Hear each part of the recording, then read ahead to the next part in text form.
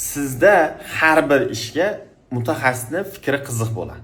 Va siz o'zingiz doim qaysidir joyga borganingizda o'zingizning fikringizni emas, balki mutaxassisning fikrini ham eshitishga intilasiz.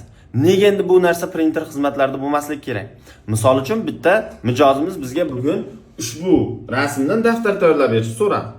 Lekin biz bunga shunchaki ism yozib berib, chiqazib berib, orqa fon qilishni xohlamaymiz. Nimaga? Chunki dizayn va ko'rinish o'z jihatidan ustun turadi. Ya'ni biz mana bu holatga olib keldik. Ya'ni bir xil rasm, o'sha rasm faqat nima?